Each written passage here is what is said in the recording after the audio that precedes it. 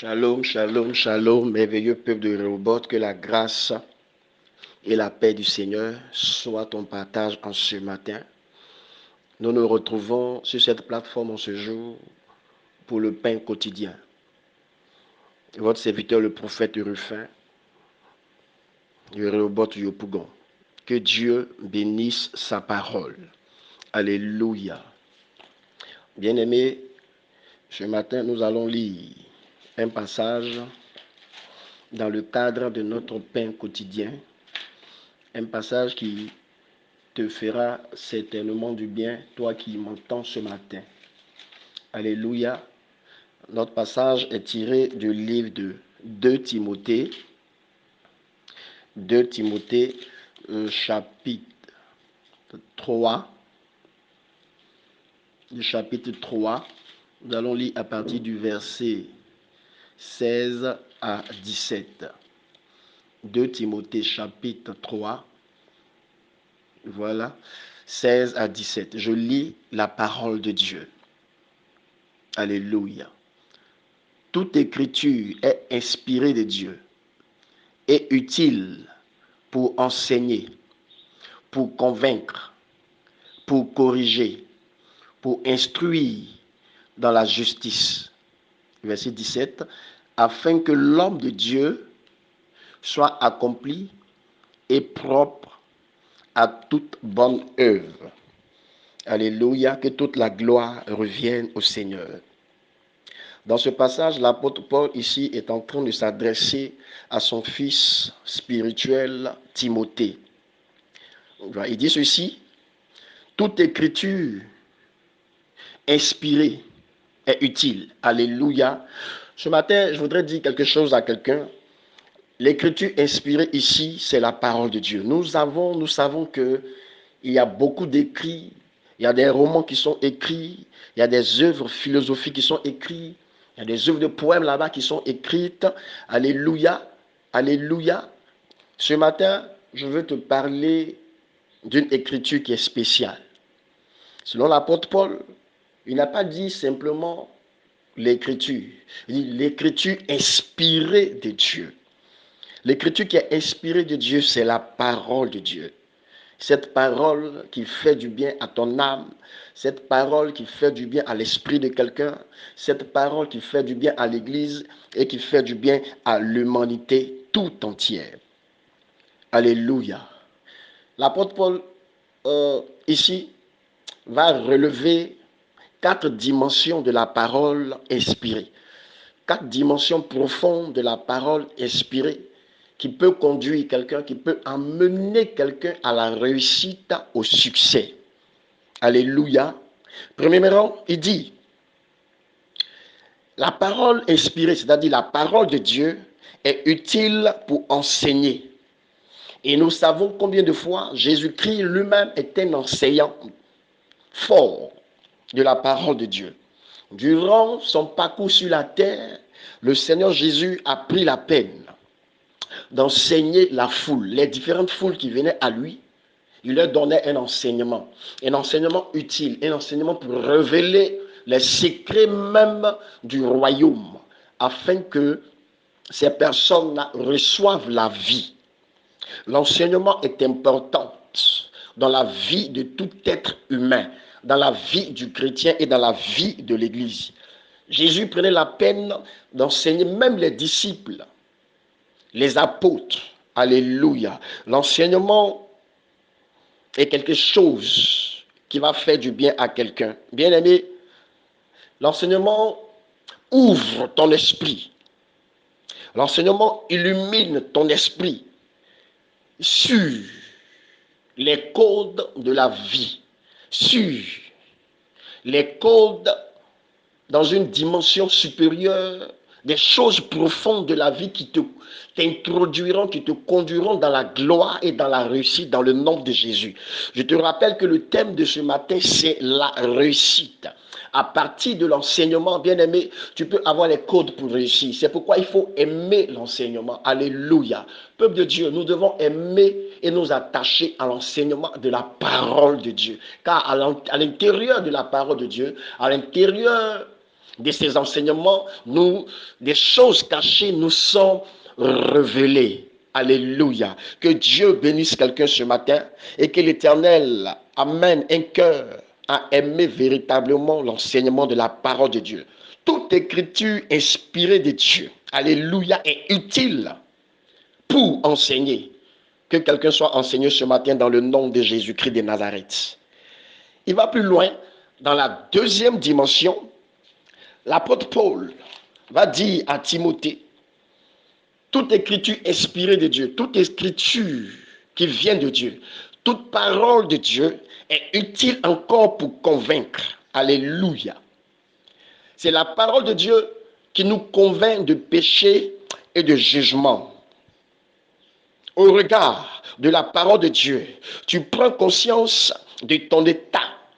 Alléluia. C'est la parole de Dieu qui amène à quelqu'un, qui amène une soeur, qui amène un frère à prendre conscience de son état actuel. Et quand tu es conscient de ton état actuel, tu comprendras qu'il faut t'approcher de Dieu pour réussir. Tu comprendras que quand tu n'as pas Dieu dans ta vie, le succès n'est pas possible. Tu comprends que quand le vide que tu as doit être comblé par notre Dieu. Alléluia. La parole qui est inspirée de Dieu nous convainc. Nous convainc, c'est-à-dire nous met en face de la réalité de notre vie, de notre misère, de notre état, de notre faiblesse, de notre imperfection. Et c'est Dieu dans sa grâce qui te bénit. C'est cette parole-là qui t'amène à prendre conscience de ta situation actuelle.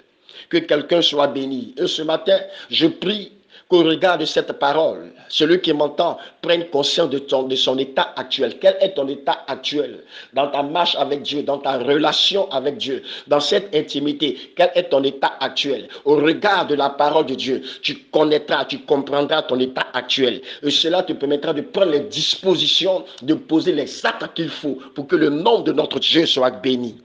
Que quelqu'un soit béni au travers de cette parole. Alléluia. Dans la troisième dimension, selon l'apôtre Paul, il dit, cette écriture, cette parole de Dieu qui est inspirée, elle est inspirée pour corriger.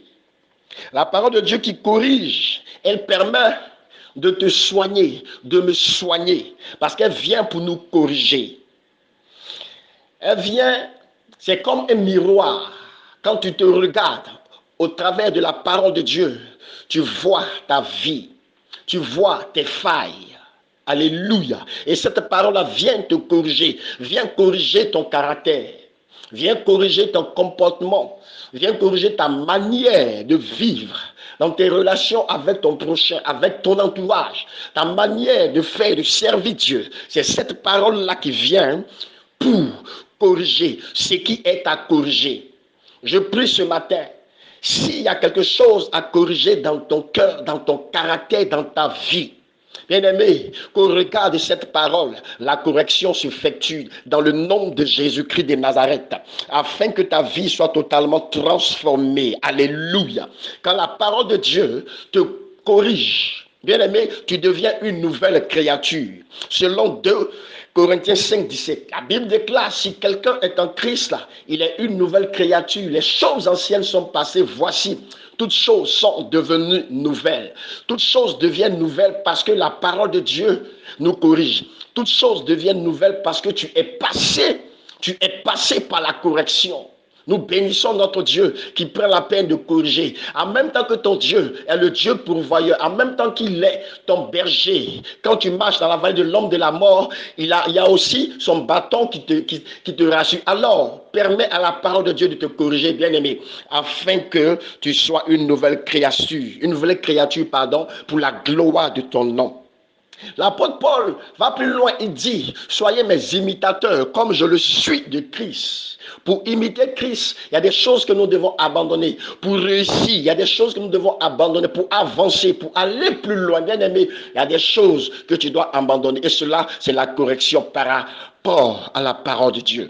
Que Dieu corrige quelqu'un qui m'entend dans le nom de Jésus. Que ce qui doit être corrigé dans ta vie soit corrigé maintenant par l'action puissante du Saint-Esprit.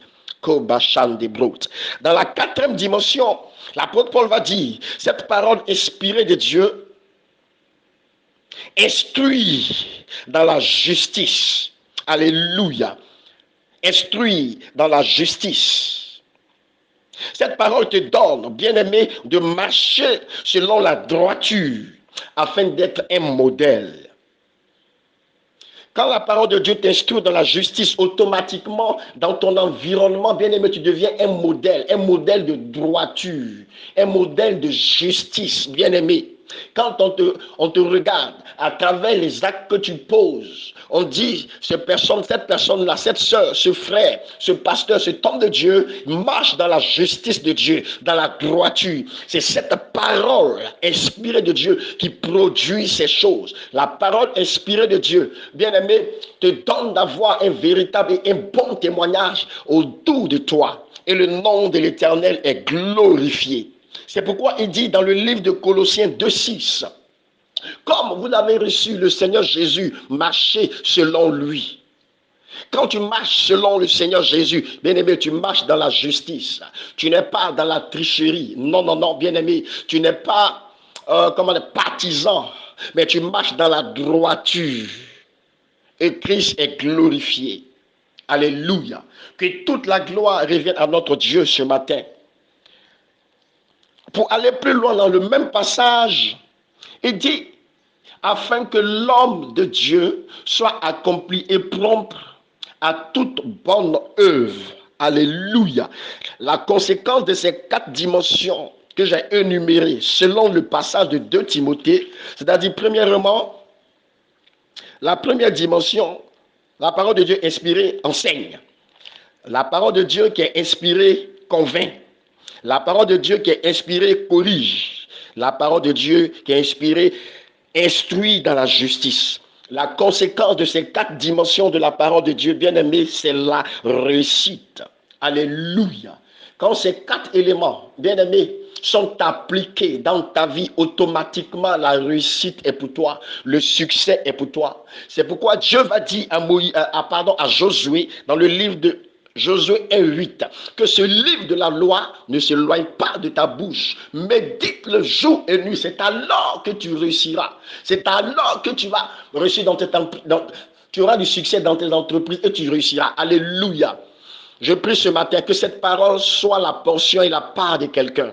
Que l'Éternel donne la réussite à quelqu'un. Avec Dieu, nous faisons toujours des exploits. Notre Dieu est un Dieu de succès. Notre Dieu est un Dieu de réussite. Alors, je prophétise ce matin que ce succès accompagne tout le peuple de Rehoboth, toute la nation de Rehoboth, même toi qui es au-delà de Rehoboth, qui n'est même pas de Rehoboth, qui entend cette parole. Je relâche une parole et je prophétise que le succès, la réussite, viens jusqu'à toi, dans le nom puissant de Jésus-Christ de Nazareth.